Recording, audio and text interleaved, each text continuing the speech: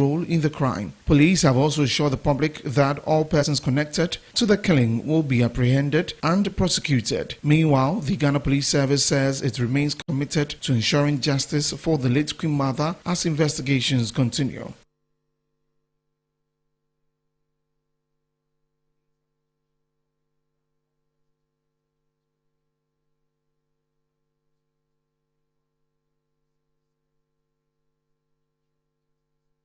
Thank you very much for watching us, and this is the end of the news. And good afternoon, Ghana. Take over from here. My name is Nana Kwesi Kwetia, and the conversation is going to get interesting as I hand over to Desmond Okweku. Desmond. Right, Nana Kwesi Kwetia. So we've been talking about the school's homecoming. Yeah. Tomorrow is Thursday. Yeah. If you would remind us who we're having on the show tomorrow. All right, so tomorrow we are having Wesley Grammar and then also Adisado. But then we have Krobo Girls passing through.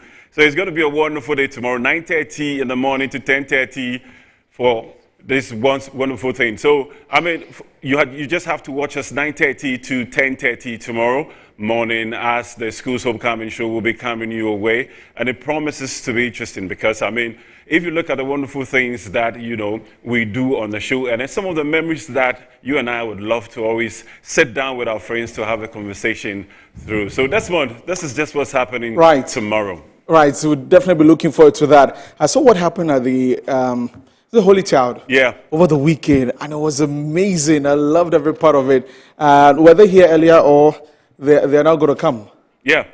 Okay. Yeah, I mean, they've been here. We've had a great conversation with them.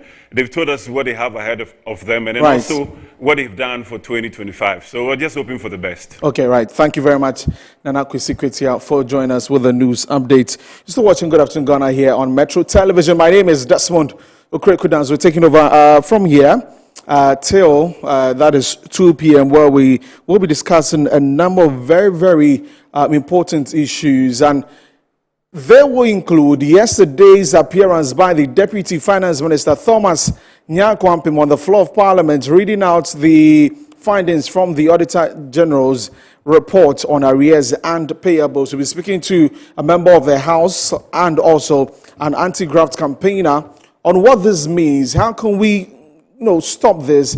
And in fact, with the findings, that is not just going to be another one that we have every year, but action will be taken on that. And also, we started a conversation yesterday on Ghana's gold royalties, that there's a new structure for that, an increment from 5% to 12%. Yesterday, we had that conversation, and we had Honorable Yunusa Fuseni, a former lands minister and former MP for Tamale Central, join us here on the show, where we discussed some of these issues regarding the gold royalties. And today, we will continue with that conversation and then see what Ghana can make of this situation currently as we have. And we'll be speaking to Engineer Ken Ashigbe. He's convener for the Media Coalition Against Illegal Mining, and he's been doing this for a very long time, and he's also one of our bosses here in the Josport Group. And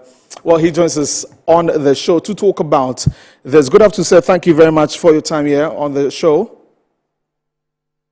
Thank you very much. I guess today I'm wearing the hat of the CEO for the Ghana Chamber of Mines and the coalition. Right. We'll get into all of that conversation also, but it's a pleasure to have you always to share your insights. Thank you. With us. Now, from the beginning of this story, where you heard that some of the mining companies and the countries also have been pressuring us to hold on to this new royalty policy that we wanted to put out. What do you think about that? Well, so thank you very much. It's not some of the mining companies. It's the it's the mining companies under the Ghana Chamber of Mines. And so when the Minister for Lands and Natural Resources mentioned that there were plans to review the royalties, initially it was supposed to be providing the basis for the royalties for the lithium. And so then gold was added to it. And so we engaged the Minister for Lands and Natural Resources. And as an industry, we are not, we thought that it was good for Ghana as a government to also benefit from the heightened price of gold. As the price of gold is getting up, how do we ensure that Ghana also gets maximizes the returns out of it? So in terms of the sliding scale, that would ensure that when prices of gold goes up, Ghana gets a lot more, and then when prices come down, the scale is reduced. It's a principle that as an industry we agreed with. The challenge, however, was the scales that was being proposed, the 5 to 12%, and also the various bridges that you had, that after every 500 dollars increase, there's a 1% increase in royalties. We thought that would be inimical to attracting investment. It's important to note that within the Ghana jurisdiction, already we had a 5% royalty rate, a 10% free carried interest that government has, 35% corporate income tax, and then there's a growth and sustainability levy of 3%. And the growth and sustainability levy and the royalties are charged on the revenue. They are not on profit, as your CIT and then your 10% free carried interest is going to be. And so already Ghana was, if you look at our average effective tax rate, Ghana was exceeding the share value of 50% of profits. We were above that, which is a limit that you benchmark with. So when government then introduces this 325, the point we're making is that then government will be pushing close to 60%. That for the profits that you would make out of getting involved in mining, it would mean that the government share of that profit would be around 57.8%, close to 60%, depending on the mine type we were taking. So the point we made to government, and our first proposal then, was that it is important at this stage to be able to increase your output so far as gold is concerned, because the more you produce at this gold price, the more revenue you generate. Even at your old 5%, the higher your fiscal revenues were going to be. So we had proposed a 4% to an 4 to 6% plus a 2% that could be taken off the net profit, that could be put into a fund that would be used in financing community projects where these mines were. And on subsequent engagements with government, we met with the Minister for Finance, now with the Minister of Lands. The proposal then that government came with was that GSL was rather the thing they were going to take down and reduce that to 1%. They were going to take 2% off. And we said that was still not good enough. And we had then revised our proposal and said we could do a 4 to 8% royalty, straight royalty on gross revenue, and a 1% that you could take out from the net profits, which could be put into this fund. And again, you should bear in mind that last year the small scale sector did 52% of gold production. And so we all know that this royalty regime, though it had not mentioned that small scale were exempt, they would not be paying 12% royalties. Even when they had to pay withholding, they were not. So we are proposing that we could then bring small scale sector into this scheme, but maybe they pay between 1 to 3%. So another sliding scale for them at a lower level of 1 to 3%. If you did this, then what would then happen is that you get to achieve taking off the growth and sustainability levy to complete zero. You get to achieve getting more revenue from the sector. You also get to attract a lot more investment into the sector, because see, this sector is very capital intensive. And again, it has a very long lead time when you invest, when you get into the mine operations and to start pouring your first gold and start making profit. So it was important that we did not position Ghana as a very high fiscal country jurisdiction that would then take out the profits that take out the investments that are required to be able to ensure that we had a sustainable mining jurisdiction. The interesting thing is that the Minister of Finance himself was in Parliament recently, and he was lamenting that the challenge with the oil sector was the fact that there were some policies that had been taken by the previous government that had impacted negatively on investment into the sector. And so what we are now beginning to see is that because of that reduced investment, we are finding out that oil sector, the volumes are on the decline. Okay. And interestingly, what then happened is that some of this investment moved to our neighboring countries. And it's the same thing that if we apply this particular policy would also result in.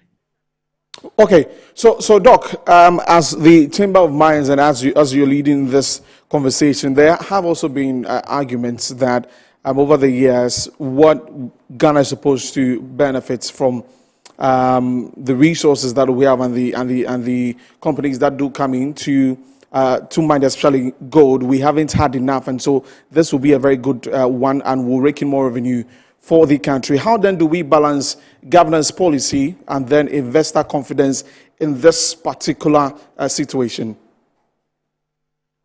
So I think that's the good point to make, and that's the point we've also been making, that again, it is about ensuring that government gets the optimum out of this, but you should be looking into ensuring sustained revenues. You don't want to sacrifice today's revenue. So what is the sweet spot? And that's the reason why for us, the chamber, beyond the paper the position paper that we put out, we also engaged an independent, Ernst & Young, who had done some of this work in Cote d'Ivoire. And they have put a paper together. We have shared that document with the Minister for Finance and the Minister for Lands. And we are hoping to get an opportunity to be able to engage so that, with an independent arbiter, with what we have done, with a technical persons from the both ministries, we can find that sweet spot, because there's definitely a sweet spot between, what is being proposed and what we currently have now, to ensure that you make sure that your physical space is not an outlier. You make sure that you are still able to attract the necessary investment. Because, see, let me give you a typical example. There's one of the mines that have a life of mine now of about 3 years that needs a $170 million investment. The question is that, do they put that amount of money into Ghana, or do they take it to a Guinea or a Cote d'Ivoire that has better terms?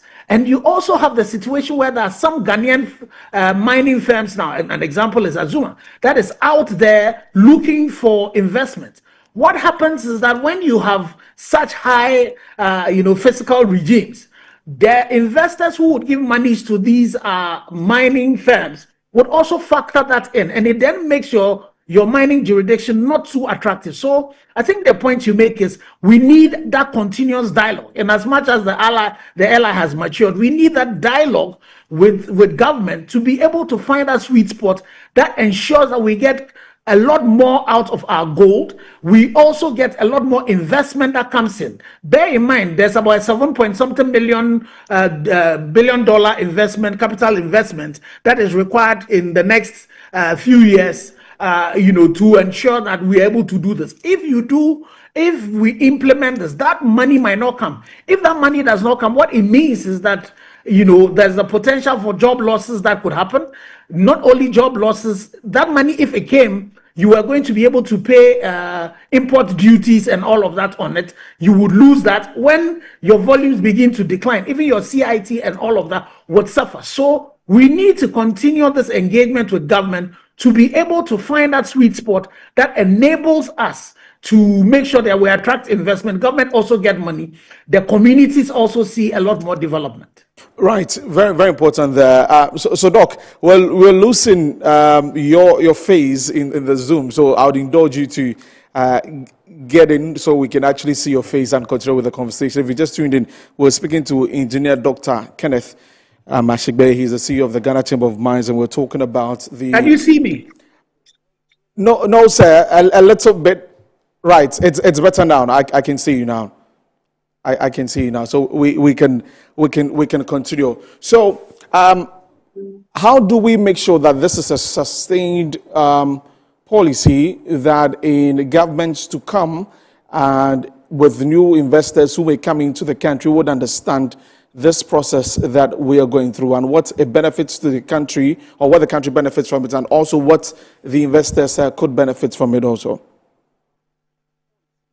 Well, again, you see, one of the things that has resulted in the growth for Ghana to be where we currently are is the fact that we've had a very conducive mining policy that had brought the growth that we have seen. And most of these conversations tends to happen well when we have engagement. So one of the things that we are proposing and we are continuing to do with government is the dialogue, because there are professionals on both sides of the coin. Fortunately for us, you find out that the mining sector currently is being run by Ghanaian firms. You have also other Ghanaians who are also owners of these firms. So we are all around the same table. We are all on the same side. So the question is that how do we, based on data, based on the modeling that we have, be able to come to that particular sweet spot that ensures that the resources that we require today we're able to get, that we don't suffer the same fate that we have suffered with the oil and gas where, investments dried up, and that we continue to invest. Because the gold that we are seeing today is a result of investments that have been done in the past. So you take the examples of Guinea, for example, you take an example of Egypt, for example. At this time, the questions that their policymakers and regulators are asking is, what can we do to get you to increase your output? Because if you get outputs to increase, that is what is going to sustain, your revenue sources. Because when prices of gold goes up, what then tends to happen is that you have the situation where ores that are marginal, that are of low grade, you are able to bring them into the mine because you have higher margins. So that's what we believe, that at this particular stage in our lives, government should be encouraging the industry to be able to do, so that government gets a lot more out of it, industry gets a lot more, and communities also get to do better. Do we stand at a risk as a country in terms of this new policy when it comes to competitiveness and our position on the continent? Oh, that one, it is not, again, you see, this thing, the interesting thing is that in the past life, when I was engaging in this conversation, when we're talking about e-levy, for example, that's when I was in the Ghana Chamber of Telecommunications. Some of the things that we saw, that we said, they were not prophecies. They were just based on the facts. And again, so this one, it's not about, if we continue where we are going and we don't do a revision of the policy position, what is going to happen is that Ghana will become an outlier. We, fortunately for us, the Minister for Lands, for Finance had promised us that this new LI would come into effect when he has taken off the 2% of the growth and sustainability levy. We are hoping, we've not seen that happen, but we are hoping, we know that the minister will live by his words. We're hoping that would happen. But even that 1% has to go off, because 1% growth and sustainability levy is equivalent to 1.46% of royalties. It will mean that in today's terms, Ghana, companies in Ghana would be paying 13.46 based on today's gold prices. That definitely would not serve as well. That would mean some investments that are supposed to come will not come. It means that $7 billion that we're projecting that is going to be $7 billion that is going to be spent in the coming days is not going to come. It would mean other countries are going to be more competitive than we are. And again, when it comes to investment, we're not talking about only foreign direct investment, even local investment, because you see, investments are rational. There are Ghanaians who will take their monies out to other countries to go because there are better terms that are in there. As I've said to you, ENI, who was an oil and gas company in Ghana, we know they've left our shores, but they have announced in Cote d'Ivoire a large fine, because what is going to happen is that the investment will move into other places. And currently in our in ECOWAS, the other mining jurisdictions that are here that are getting more attractive. So we believe and we are hopeful that our engagement with government would let us get to a point where we are able to maximize, what is the optimum point that we should peg our royalties in such a way that we continue to maintain our attractiveness, in such a way that we continue to maintain our leadership as the leading gold producer in Africa and the sixth gold producer. There are a lot more potentials that are coming up. This is the time where you have Ghanaian mining firms that are coming up. We don't want to make it more difficult for them, to be able to raise their capital. This is also a time that government has taken a bold initiative of taking off, VAT of exploration, and that in itself should attract some investment. But if after you have done that, taken a positive step, you now go and take this step that negates all of that, and that might put all these investment at risk, we believe that a continuous engagement with government should lead us to the point where GSL first is taking off.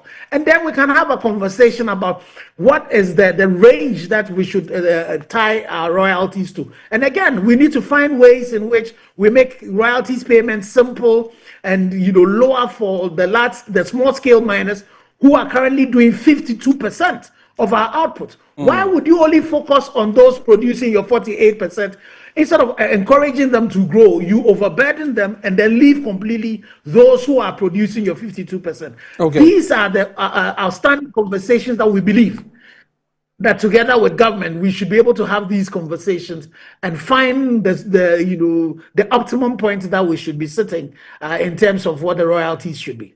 Right, and as we know, today is 11th March. Yesterday was 10th March. That was when it was supposed to begin, but you've talked about dialogue ongoing. As we wrap up on this gold conversation, where do we move from here in terms of the engagement with the government on what exactly the royalty percentage should be? Well, so as I said, we have, based on the work that we got Ernst & Young to do for us, we have shared the report with the Minister for Lands and Natural Resources and the Minister for Finance. We are reaching out to them to be able to get a date in the coming days to be able to discuss that as well. And, and also in all of that process, be able to see the Minister of Finance, because his word that he had given to us was that this new LI, even when passed, was only going to come into force when the growth and sustainability levy had been reduced by 2%. That was his word. And we are hoping that he would take it down, take the growth and sustainability completely off. This is a tax that the minister himself agrees is a bad tax.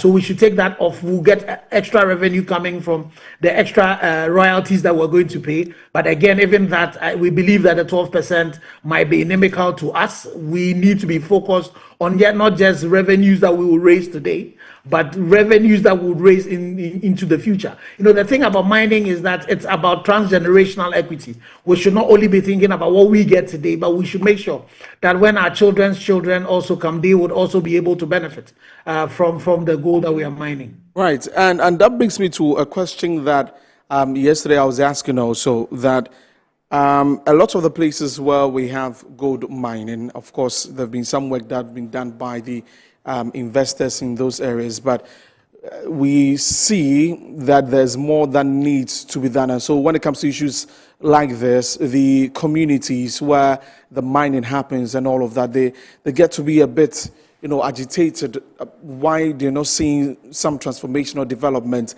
As a chamber, what is being done to hold such investors to it, that we've given you the space to do the mining, but there's a responsibility to make sure that the towns are transformed? How do we hold them accountable in all of this? So, last year, 2024, the mining sector, the members of the chamber, spent $24 million in corporate social investment. That's in corporate social investment alone. Taxes that were paid that include royalties, 17.7 billion Ghana cedis.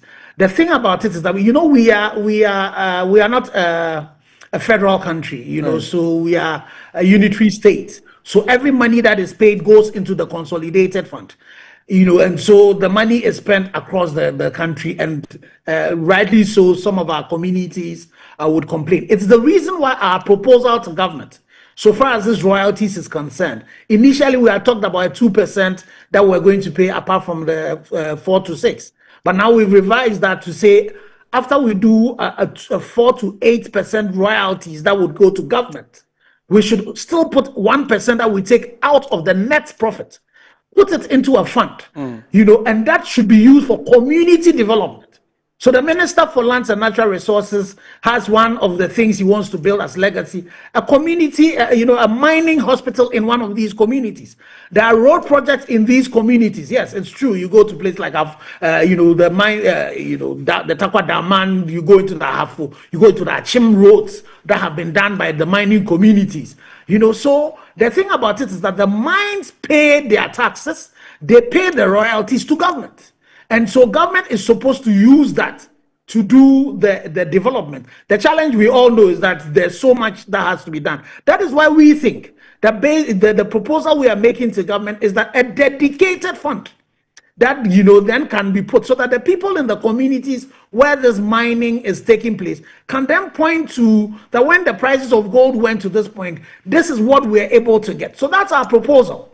So that beyond the royalties that you pay to government, we also dedicate this particular fund to the community. So you see, it's akin to saying that you live in a house where the landlord has collected his rent, but you want to blame the tenant again for what is happening in there. The mining firms pay their royalties. Okay. They do corporate social investments, in these communities. But what has to happen is that out of the royalties that come, how do we ensure that we also are getting some good, percentage of the development in those communities? Another point that we also as a chamber were pushing is in support of government's local content. You see, the issue about mining is not only in the ownership of the mine itself. It's about the input that goes into the mine. If you take the local content that was done in 2024, the amount of money that was spent, how do we ensure that already you go into these communities and some of these contracts are given to local contractors, that is contractors that are coming from these communities. But beyond you giving a contract to somebody and let's say grinding media, he takes it outside to China, to Europe, to the US and goes to buy these commodities. How do we now find a way in which we do value addition? So you have the example of the president going to commission B5 Plus's grinding media, the Star Steel that is producing grinding media, beginning to produce that in Ghana. That's value addition in Ghana. There's also a conversation that the chamber has been having with UMAT to be able to produce activated carbon. Activated carbon, we use about 40 million in the mining sector alone, apart from what is used in water treatment and all of that. Where do we get some of that from? Working together with UMAT. We can produce it from coconut shells. We can produce that from palm kernel shells. How do we integrate backwards in such a way that some of these lands that have been destroyed, we are able to use that to plant the coconut, the right breeds that would give us activated carbon, the right breeds of palm kernel that would give us that, so that we can produce activated carbon that can then be used. As after you are servicing this $40 million annual budget for the mining sector, you also can start exporting some of that. You have products like caustic soda and all of that. So there are various inputs into the mining industry that if we are deliberate about, we would then be able to add value to that.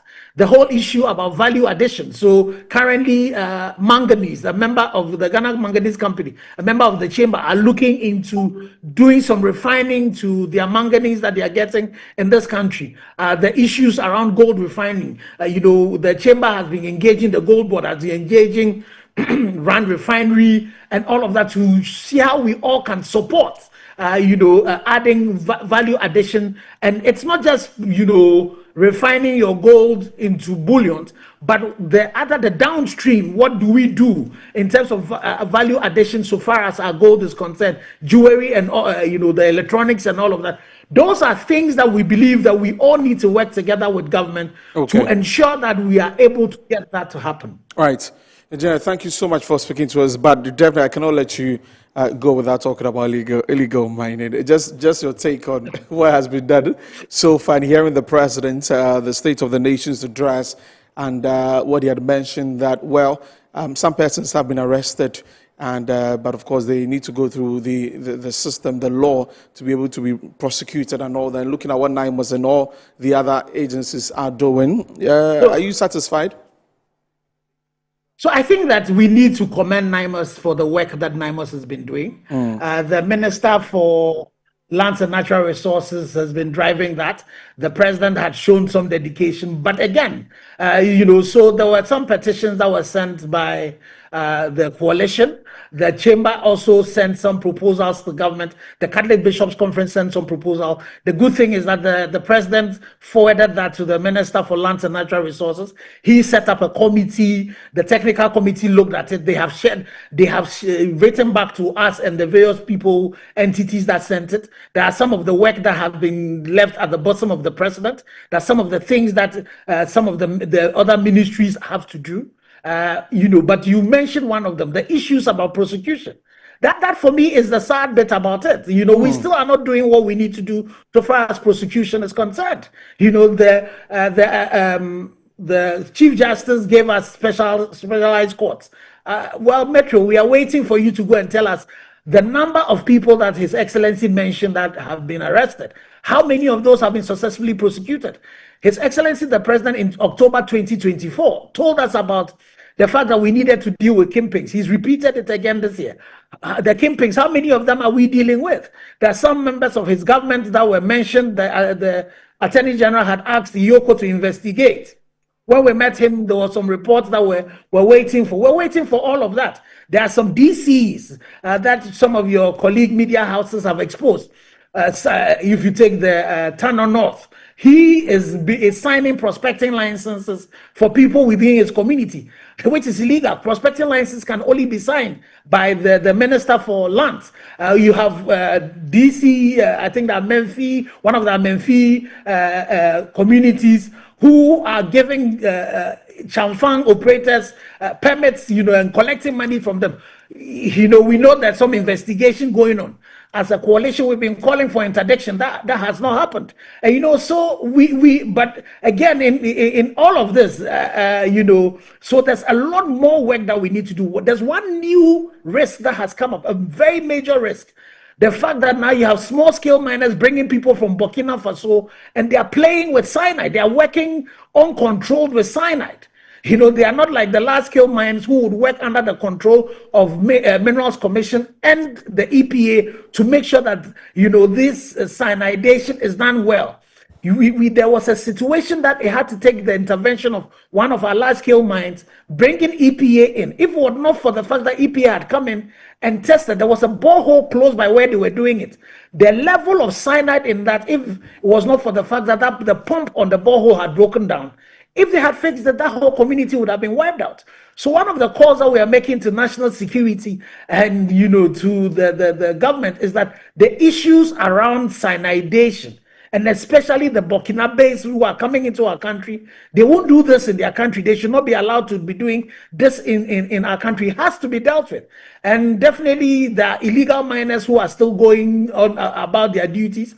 The issue about the KPIs that His Excellency gave to the district assemblies, the MCEs and BCEs, they need to be held accountable for that. And those who are working well, they need to be commended.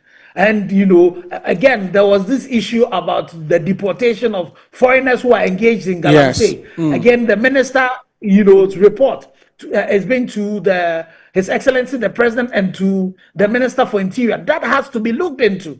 And we definitely will plead with His Excellency that we need to resource NIMOS a lot more. We know that NIMOS have been talking about permanent bases in 22 locations to be able to deal with this catch.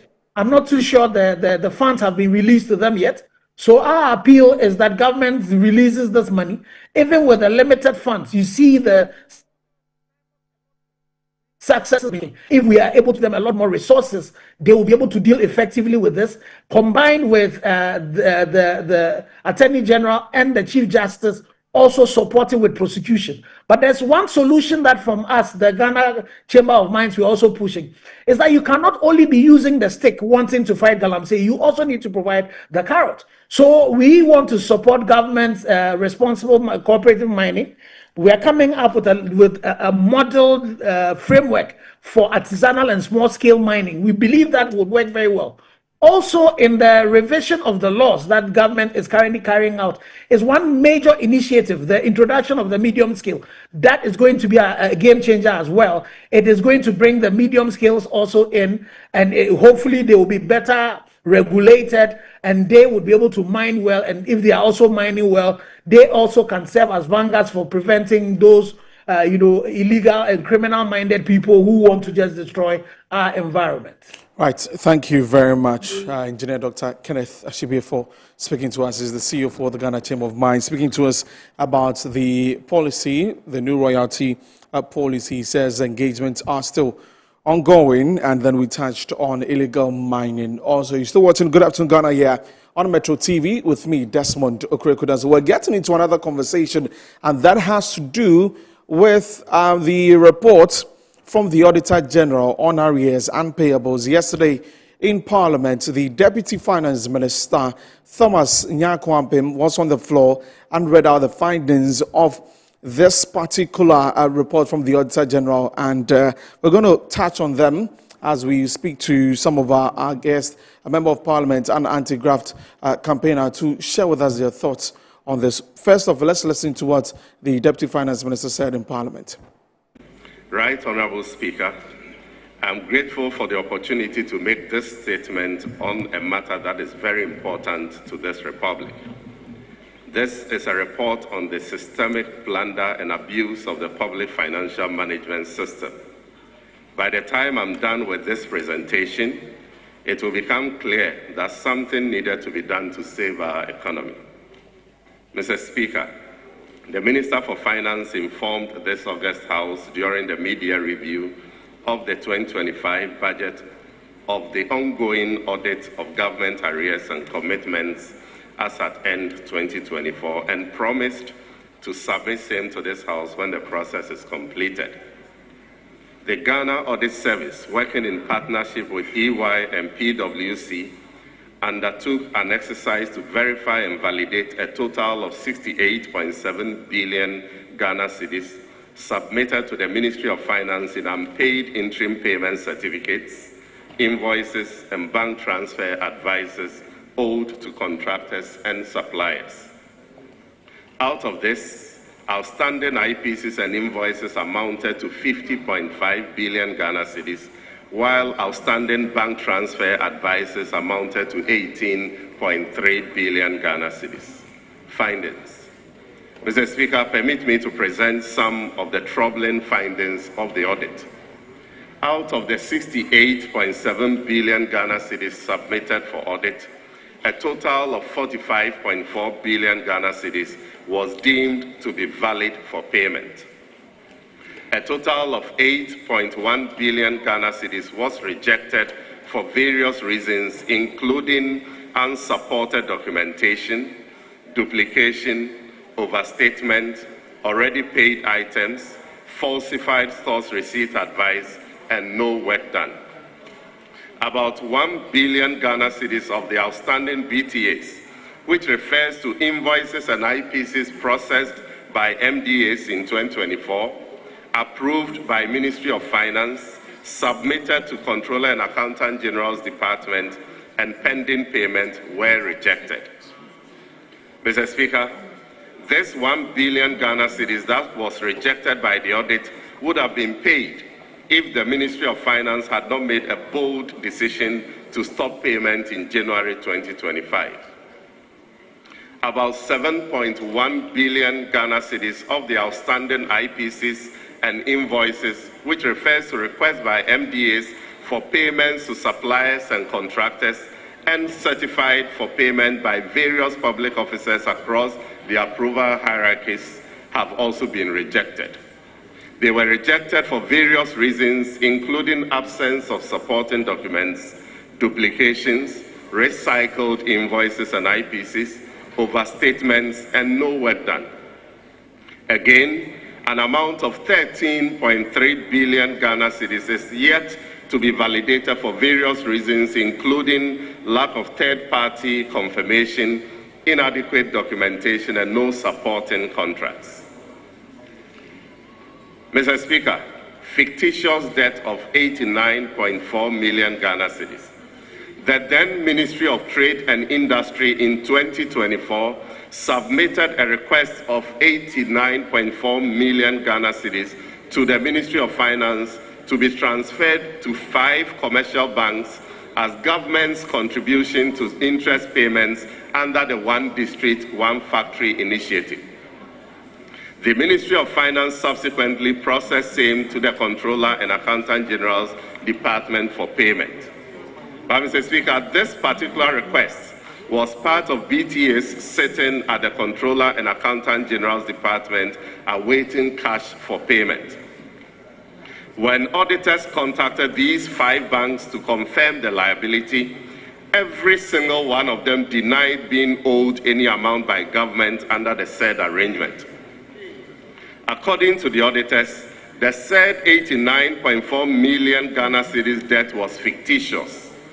Without the audit intervention, a whopping 89.4 million Ghana cedis of hard-earned public money could have been disbursed to settle this non-existent liability.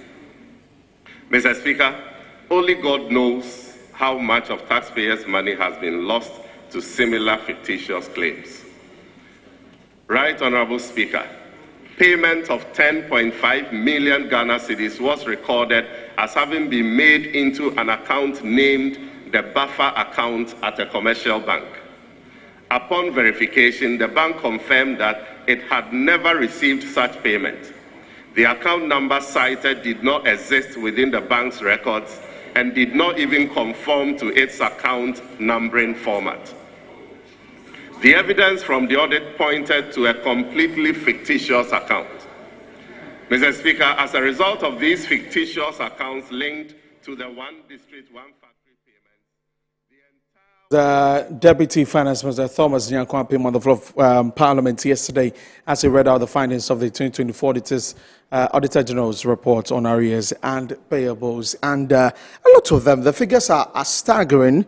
And let me just, you heard him read out the number of them, but this from Agenda 111 to the ECG to ghost names, all of that in the report. And we're going to speak to Emmanuel Wilson. He's a anti-corruption activist and also the senior campaigner at Crusaders Against Corruption Ghana. And he joins me as we have a conversation on this. Good afternoon, Mr. Wilson. Good afternoon. Hello, Mr. Wilson. Good afternoon. Can you hear me? Right. Good to have you on here. Once again, we are here hearing staggering amounts that we don't know where, or what they were used for. It must be disheartening for you as an anti-corruption campaigner who's been talking about this every now and then to be hearing this every time. Well, as you rightly indicated, this is not the first time, and consistently I've been talking about this, and so it's just a repetition of what has been happening over the past years. And what it simply communicates to all of us is that we are doing the same thing, and yet we are expecting a different result as a country. Last year, last 2 years, last 3 years, you can recall as far back as Rawlins's time. So now, we've been discussing all this misappropriation, abnormalities, perceived corruption, and gross mismanagement of the state fund every now and then. And yet we keep recording saying it simply tells us that we are having leaders who are not thinking outside the box. I've said consistently that if we really want to curb these things and we want to make sure that these things do not reoccur, we need to have a different approach in fighting corruption. And that is, instead of us being the reactionist, we should take a proactive approach, which simply means that we put in the right structures that will prevent these things from happening, other than allowing it to happen, and then we'll have a finance minister, deputy finance minister coming to waste our time, disturb our ears by coming to tell us problems that we have encountered over the years without giving us pragmatic or proactive approach in resolving or fighting this problem. And so I'm not really surprised that this has come up. One thing that we should be concerned of has to do with these figures mentioned. They are coming from entities, 1D, 1S. Some are coming from MMDC. Some are coming from state agencies, ministry, and all that you can think of.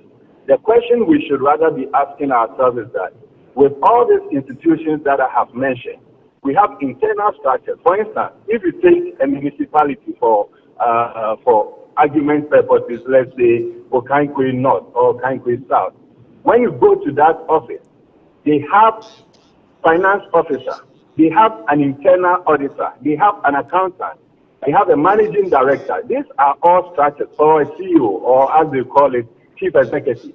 These are all internal structures that are supposed to serve as checks and balances. And so if we have all these internal structures, and yet we have to wait for an auditor general, that is an external auditor, coming to give us these figures every year, it simply tells us that our internal structures are not working as they should. And these are the pragmatic things we are supposed to be discussing. Why is it that last 3 years, we recorded the same thing?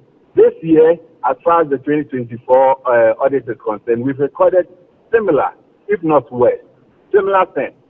And yet, no one is talking about why we are not able to strengthen our internal structures to prevent these things from happening. Trust you me, with what we are discussing now, if we are not able to take a proactive and a pragmatic approach, next year we'll be discussing the 2025, we are in 2026, so we'll be discussing the 2025-2026 auditors accounts, and we'll be having this same conversation. It will simply tell us that we'll just be wasting our own time, we'll be wasting our energy. We are paying people with our taxes to ensure that these things do not happen, and yet these things are happening, and we still pay them with our taxes.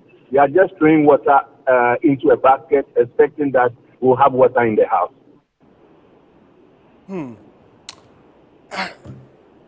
What do you make of the citizens? Do you think that you're on this fight alone?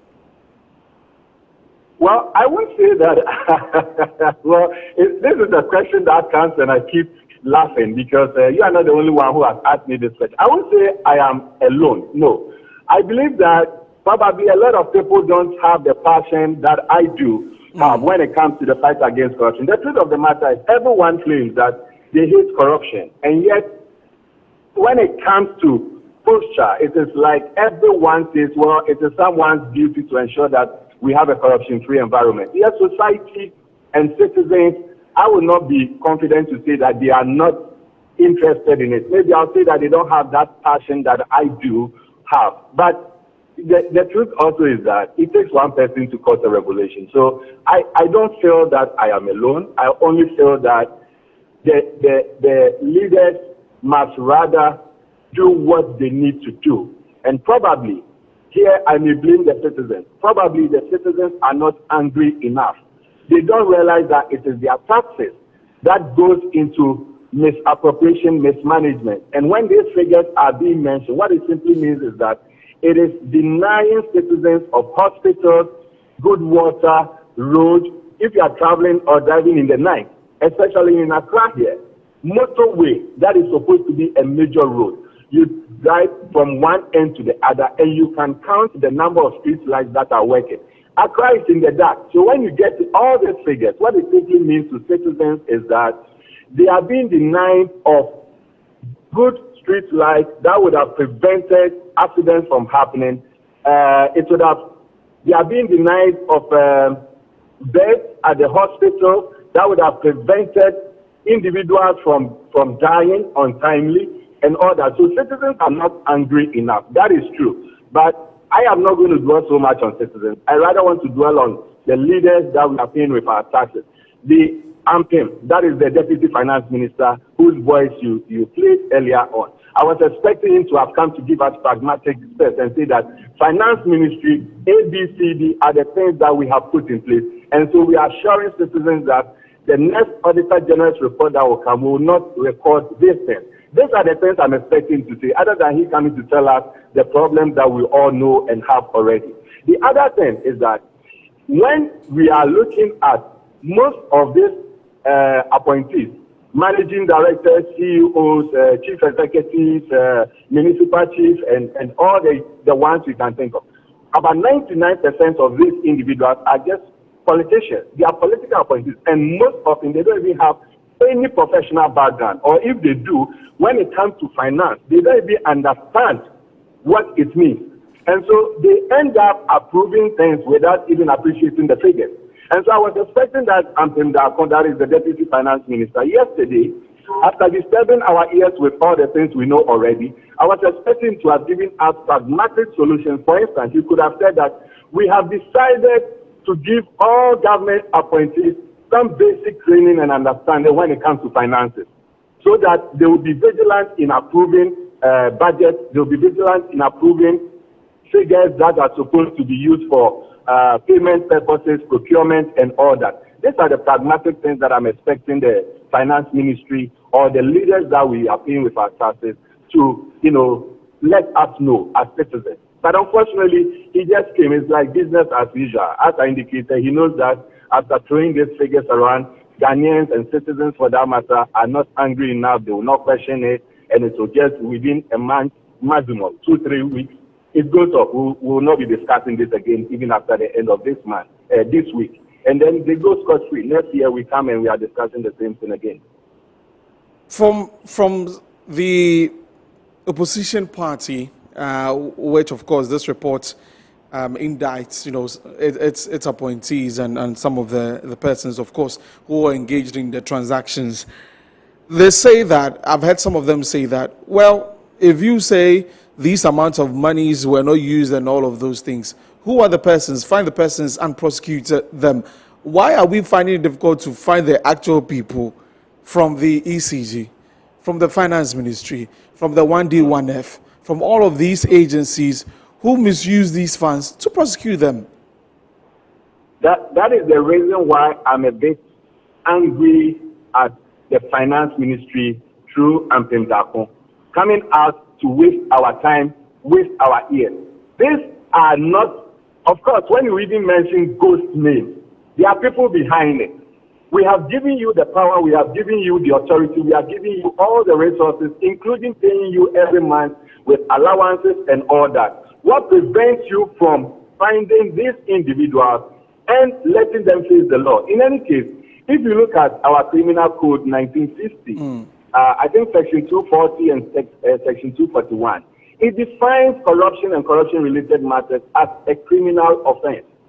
And so if you think that these individuals and entities have committed some criminal offenses, nothing prevents you from, referring the case to the CID, to the special prosecutor, to IOCO, all the anti-corruption institutions that we have that have the power to investigate. Nothing prevents you from sending this report to them and telling them that specifically look for the individuals involved and make sure that we investigate them. If we're able to get enough evidence, we take them to court. It will serve as a deterrent. Other than just coming to Parliament and making that usual noise that they make, coming to tell us what we know already, I'm sure the worst he will do is to say, or the best in his view that he would do, or the ministry would do, will be to refer the matter to the Public Accounts Committee. And that ends it. And we all know that Public Accounts Committee of Ghana has absolutely become a toothless dog. It only barks without biting. And it is also a waste of the taxpayers' money. It's a waste of the taxpayers' time. We should let these individuals face prosecution. Ampem Darko should let us know that after he telling us what we know already in Parliament yesterday, he should let us know between today and tomorrow that he has referred the report to the appropriate investigative body and they have commenced investigation. That is the only way we can say that we are having a pragmatic approach in fighting corruption in this country. Right. I guess we'll wait and see how it pans out. Thank you very much for your time this afternoon, Emmanuel Wilson, is an anti-corruption activist and also the chief crusader at Crusaders Against Corruption Ghana, speaking to us about this particular development where the Deputy Finance Minister read out the Auditor General's report on arrears and payables of 2024. Very soon we get into the conversation about the Hajj pilgrimage, but before that there's a breaking story that let me share with you from the Ministry of Foreign Affairs and Regional Integration.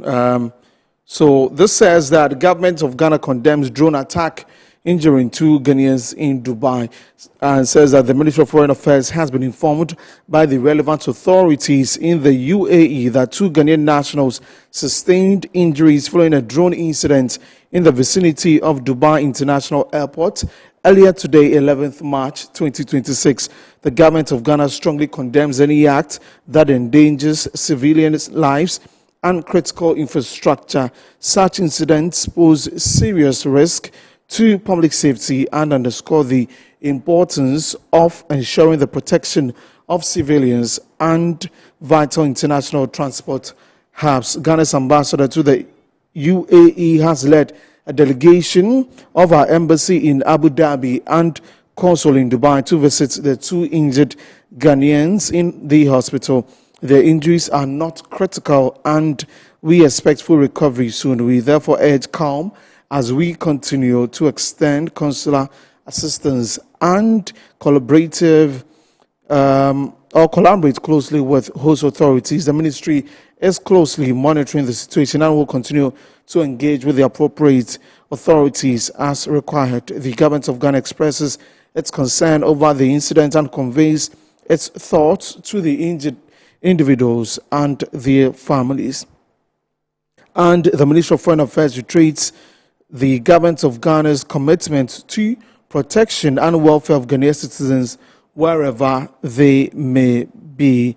And so that's the latest from the Ministry of Foreign Affairs, that 2 Ghanaians are injured from a drone incident that happened earlier today at the Dubai International Airport. And they say it's not too serious or it's not critical with the injuries, and they are expected to recover. So we'll definitely keep tabs on this. For now, we're getting into a conversation with the chair of the Pilgrims Affairs Office or the Hajj Board, Alhaji Abdul Rauf Tanko Ibrahim, and I caught up with them to ascertain what has been happening with the preparation for the Hajj pilgrimage this year, and also with what's happening in the Middle East, what they have been doing about that. So let's have this conversation with Alhaji Abdul Rauf Tanko Ibrahim, the chair of the Pilgrims Affairs Office of Ghana.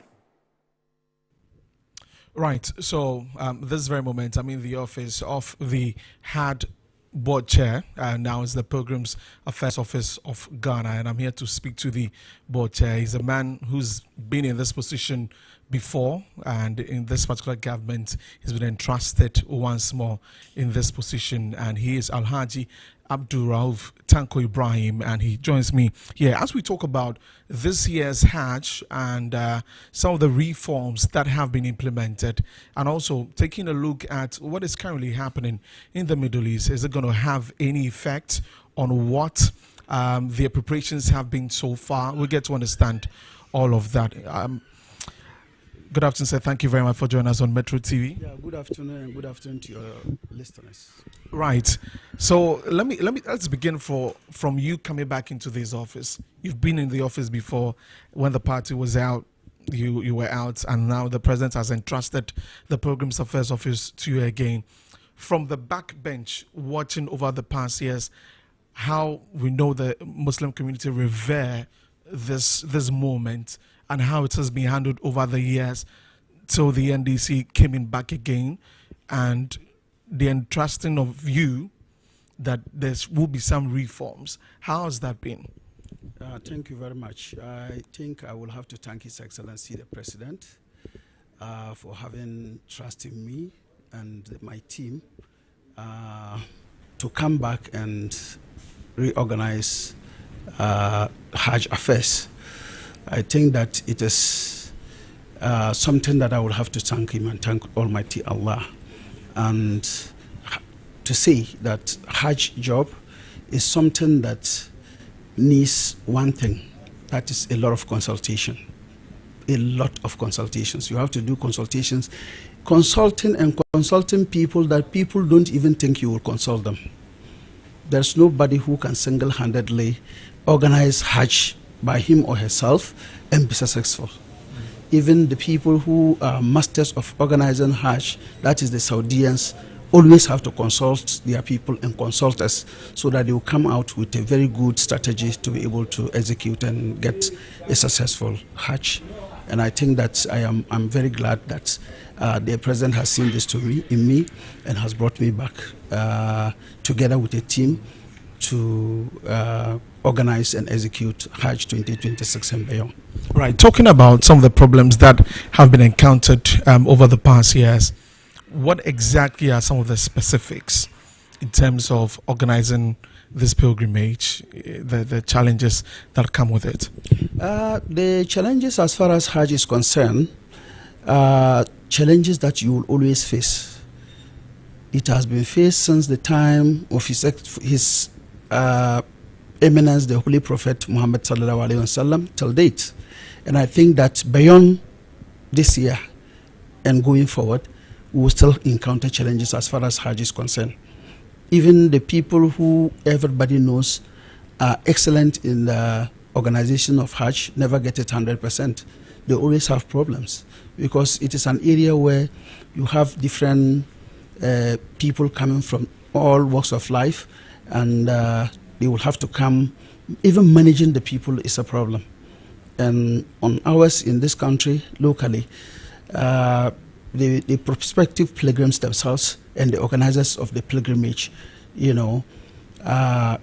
come together, and that is where problems, start to emanate. For instance, some people delay in payment, and once they delay in payment, some poor people will go and take the lead in payments. And when it gets to the last minute, then this is when the richest people will come and want to pay. And when they want to pay, by which time the quota has been exhausted, but they will insist that they want to pay. If you allow them to pay, you will have to withdraw some people to put their people, which is wrong. I think that is one of the major problems that we are facing. For instance, this year, we cannot say we won't face problems. We will face challenges, just like any other country, and even the organizers, but it has to be minimal.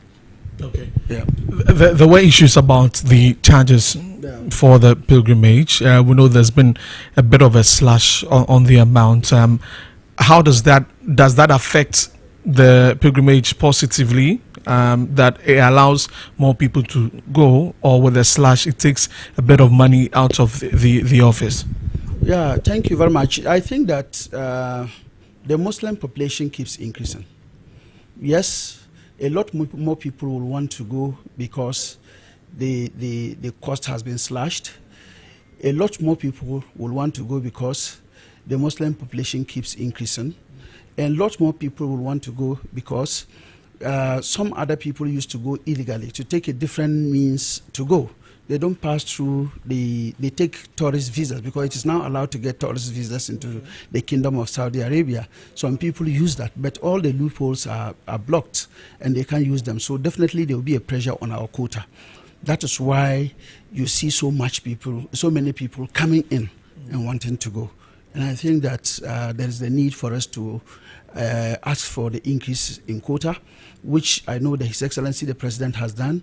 I know together with Foreign Affairs Minister, Interior, and myself, we appeal to the authorities in Saudi Arabia in the presence of the Deputy Minister for Foreign Affairs and to the Ambassador. We have done all our best to see that the number or the quota is increased, because the Muslim population is increasing year by year. And we don't expect to hang on our quota of 6,780 in 2010 till date. We expect that at least between 2010 and today, the Muslim population, even if it is increasing by 2.5%, I know that definitely this time we should be hitting around 10,000. So we expect the increase in quota. And I think that if it doesn't happen this year, maybe next year, because we can all see there are a lot of restructuring in the country. They are pulling down structures, and those structures are supposed to be accommodating people. And once you are going to Saudi Arabia, you have to prepare accommodation, transport, aircrafts, feeding. So even if all of these can be done within time to accommodate people, the accommodation itself, the housing, there will be a lot of deficits. So it's a problem. I think that is one of the reasons why I think the quota has been slashed. Okay. I've seen that one of the things that your office has tried to do is visibility.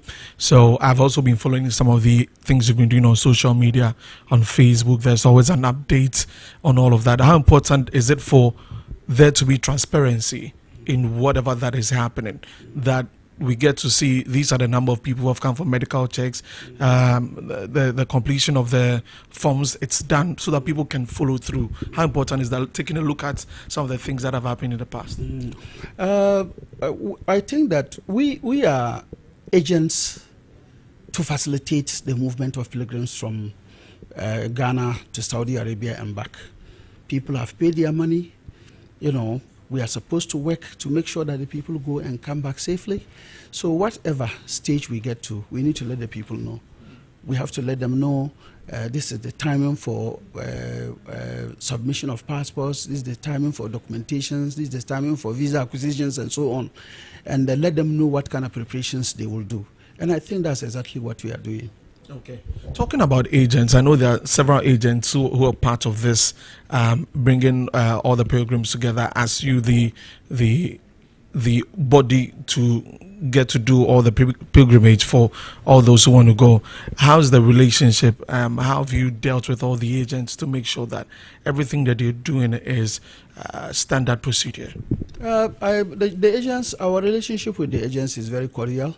I'm accommodating, and my people to everybody, staff are accommodating. But the top point is that I shout when there's a need for me to shout. Then if I shout to correct you, it means that I had previously attempted to correct you and you refuse to be corrected. And I shout at you. When I shout at you, I correct you, then the next minute I forget about that and we move on. So I don't think that there's any problem with myself, the board, my chief of staff, and all other people who are working under me. You dare not disrespect an agent. You dare, because they are working for us. They are making our work too easy, but sometimes they make our work difficult. Right. In times past also, we've seen some of the pilgrims and some of them not exactly following the protocol, what you've told them to do when they get there. This year, how are you strengthening that to make sure that they are following every laid down protocol for this pilgrimage? Yeah, I think ignorance is largely to be blamed for that. Ignorance. Most of them don't know. And the Kingdom of Saudi Arabia is changing every year. So if you go to perform Hajj this year, next year when you go, things will not be the same. You may even go to an area, it is completely changed. So that is why most of the time we have the task force. And when we have the task force, including the health team and so on. So this year we have them, we have the military, we have the police, we have the fire service and so on. They are there to be able and the Dawah group, they are there to be able to guide the people, to rescue them, to help them to be able to perform the Hajj. Yeah. It is very sad that people would embark on such pilgrimages and we hear that people have died and all of that. Very sad stories. Is there anything we could do about that? There's nothing you and I can do about it. It's normal. So the people who die here, do they go to Hajj to die? If you are due to die, you will die. Almighty Allah says that there's no soul. No soul, every soul shall taste the pain of death at an appointed time that Almighty Allah has hidden from you and I. Except He knows the exact time that you will die. And as Muslims, we believe, even when we are leaving home, we know we can go and come back or not. So for the issue of death, if you are dying and your time is due in Saudi, you will die. If you don't go, you will die. So, kalma shahada, we have the faith that Almighty Allah, He has created us, and He says that everybody, kullu nafsin za'iqatul maut, will all die. Well, talking about the death, is there anything that someone could do that will put the person in that space? Maybe not adhering to protocols, maybe not. I don't know. All those ones are considered as accidents. Okay. And accidents is one of the modes by which you can die. Okay. That is how Allah says you should die. That is why when somebody dies, even if somebody shoots your son and he dies, that's how God says he will die. It is the law that will hold him to say that less, but we, listen, at the first point you will not be happy. But upon a second thought, when you sit down and look at it in details, you know that that is how God says the person should die. So for us as Muslims, there is no way. That is why some people even pray that they should die there. Really? There are some Muslims who pray they should die in Mecca. Yes, there are Muslims who pray they should die there. And when you die in Saudi Arabia, the Saudians handle you as though you are their son or a child. Sometimes it is even difficult as a leader of the team to get to see the body, to touch the body or to carry the body. Wealthy people, they will carry you and even be weeping. So it is interesting when you ask such a question, but whether you go to Makkah or not, you will die. Okay. Now let's move to the preparations this year. What stage are we in now? Then I bring in what is happening in the Middle East, and if it's going to have any effect on what the preparations have been so far. I will say that for preparation, we are almost there. We are given a quota of 5,960. We have exhausted the quota with a backup of about 40 or 50, so that if there are any changes, some people on standby, so that if there are any changes, we can change. There are some hitches though, but we have been able to go through. We have received passports. Thanks to the Director of Passports, he has supported. We stopped the payments at some point, just not because we don't want people to go, but we want there to be sanity, so that there won't be so much left over. But left over there will always be because of, for instance, they are doing the screening. Now that they are doing the screening, some people are paralyzed, but they are part of the quota people who are qualified. Okay. So what do? You understand? So that one will be counted as a leftover. So for the medical part, what would stop someone from going on the pilgrimage? If you have a terminal illness, you have a chronic illness like tuberculosis and so on, you have to be treated before. Okay. And communicable diseases, and then also a woman who is pregnant to about 3 months pregnant may not be allowed to go. So all these people, once we are doing now the system has been blocked. You cannot upload passports on the system. They do it gradually. They graduate from documentation to passports, from passport to visa acquisition, and then preparation to take off. You understand? Unfortunately, the medical screening, is being done at the time that we had finished all this and we are doing our visa. Visa preparation to acquire visas. Okay. So if somebody is disqualified from the medical screening, that person will not be able to go. To change even becomes a problem. And they are not, it is not that they are dealing with only Ghana, they are dealing with the whole world. Our number is even insignificant as compared to places like Nigeria and Indonesia. Nigeria, for instance, I think about 40,000 people are not able to go. They have paid and they are refunding their monies. Yes. They are refunding 20,000. They are refunding their monies to them. But our quota, the total quota is not even, is a little above 1/4 of the total number of population that the Nigerians are using. Yeah. But now we have gotten to, and we are now in the visa acquisition. And then the screening is being done, and then we are uploading the report on the system. And that is a requirement for the visa acquisition. Okay. That is the stage we are now. And once we get that one, we'll be resting until, not resting as such because you have to be working, until 3rd of March, when the first flight will be taken off. 3rd of May, when the first flight will be taken off. Right. Yeah. And I'm sure you've had calls, you yourself have been following what is happening in the Middle East. What do we do from here? We are prepared to go to Hajj. It is the Saudians who are supposed to be hosting us and be guiding us to perform the homage, who will know whether it is safe for us to come or not. So that will not let us not prepare. Okay. So it may and may not affect us. Okay. So you are prepared until you're given any further indication. It will not come on. Okay. For instance, one of the years, is it 2016 or 2015? Because of the corona, you realize that they told people not to come and they couldn't go. So we are prepared. They were prepared then. Okay. Now we are prepared. So if they tell us we should come, they will definitely communicate to us as to whether it is good for us to come or not. It is safe for us to come or not. So, and there are questions from the pilgrims. Have they been asking you? Oh, they do, a lot.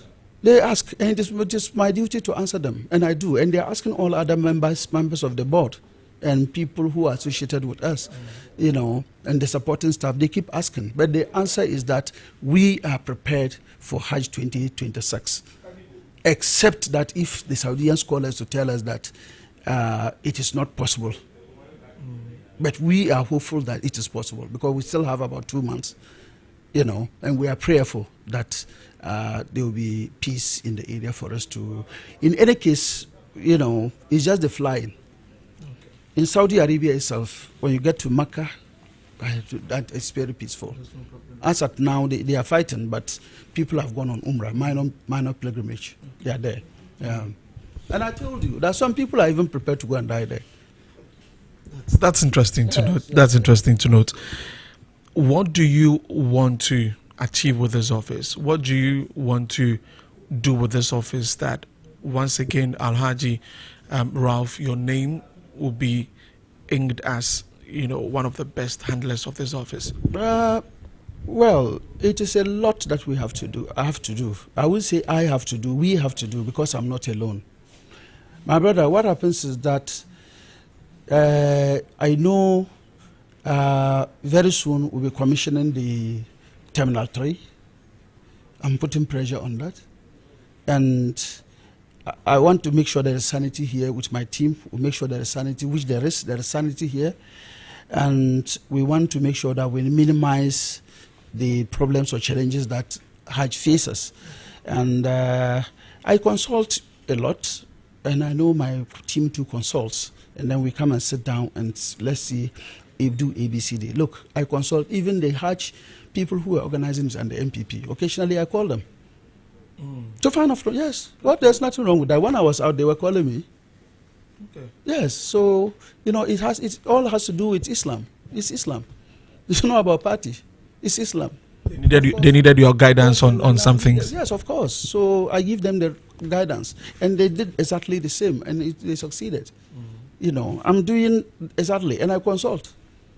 There's nobody, just like you have your money, you want to put up a house, you are not a mason, you are not a carpenter, you are not an electrician, you are not a plumber. You can't carry, when they ask you to carry a bag of cement, can you? You can't. But you have the money. You assemble the aspects, and then you execute. Okay. You come out the best. But if you sit down and say you can do it alone, you fail. Okay. So we want to make sure that we minimize the problems of Hajj. We have to, and I think that the Muslim Ummah will have to cooperate with us. Okay. Right, so you heard from Alhaji Rauf Tanko Ibrahim. He is the board chair for the Pilgrims Affairs Office, or what you know as the Hajj Board. Today we paid him a visit to understand the preparations so far for this year's pilgrimage and what's happening in the Middle East, if it's going to have any effect for now. He says that they are ready. If there's any indication from Saudi Arabia, they will take it from there. So many thanks for watching. My name is Desmond Okrekudazo.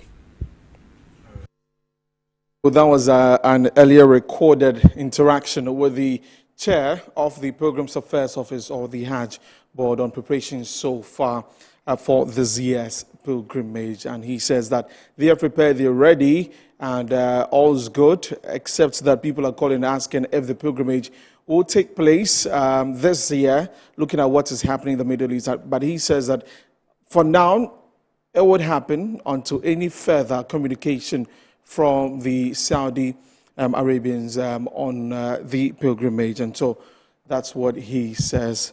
Then that's all wrapping up the show for today. Many thanks for watching. Before we go on to say happy birthday to Ella, she is with us here, National Service Personnel with us here in the newsroom. Happy birthday to you, Ella, and also to Settle of the Ministry of Education from Joseph Amwa, aka Azonto of Empire FM Integrated. That's it for the show. My name is Desmond Krekudas. Many thanks for watching. For more news, log on to our website, www.metrotvonline.com. Have a good afternoon and enjoy the rest of our programs. Bye-bye.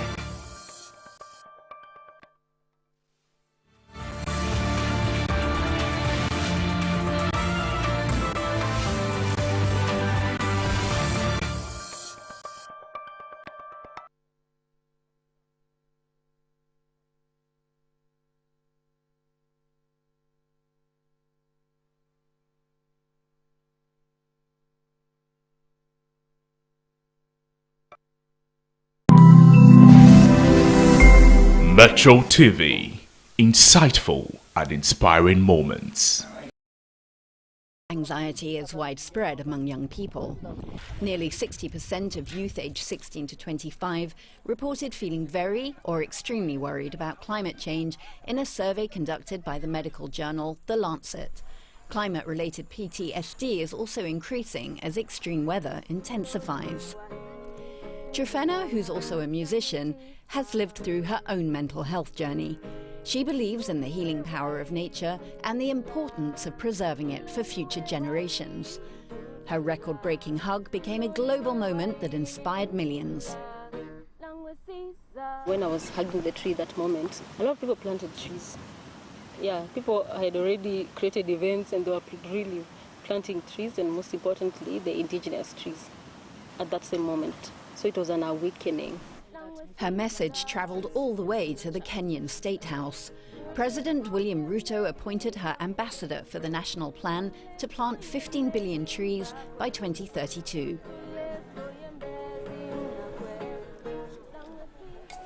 Where Trifena mobilizes on the ground, gender and climate justice advocate Lydia Wanja breaks barriers online. As a UNESCO youth delegate, she represented young African women and girls at COP30 in Brazil and at the 7th United Nations Environment Assembly in Kenya.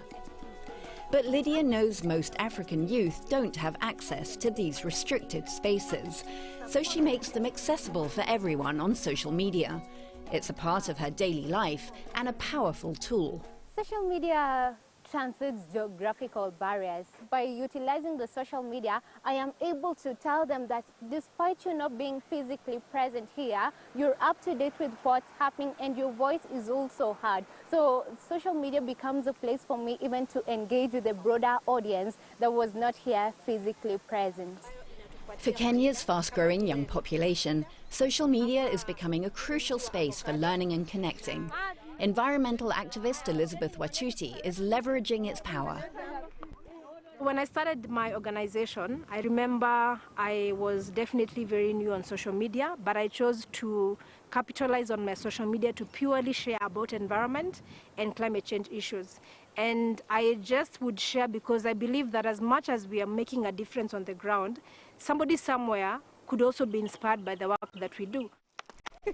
Among the work that Elizabeth shares on